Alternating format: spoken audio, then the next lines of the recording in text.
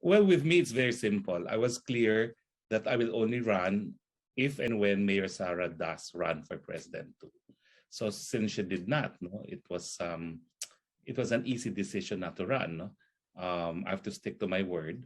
Although, yun na nga, no, I found out just recently that PRP has apparently asked someone to file by way of substitution and giving me the opportunity to run on or before November 15. Yes. But I will reiterate my position since Mayor Sara is not running. No, I find it difficult to change my decision as well. Although I will reveal for the first time that on the last day of filing, Mayor Sara called me, and she in fact said that I should run.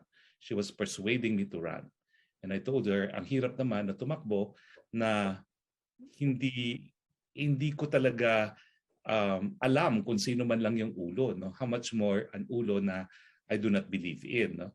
Kaya although she was persuading me na talagang go ahead and run, I said I will not. Although meron pa kaming unfinished business ni Mayor Sara, because I did say na we have to sit down and talk about what to do with her followers, no? And we've not had this opportunity to discuss because right after the last day of filing, she developed COVID together with the members of her family. Yes. So on that Monday that we went to Davao for Talk to the People, I intended really to visit her and talk to her, no? Kasi I really want to discuss the possibility of party building para ma-absorb yung mga supporters nila na feeling paano na ngayon sila, no? Since Mayor Sara did not run. But I still feel strongly na I will need to have that conversation with her to discuss how to deal with the supporters who until now, no, are still hoping that she will run.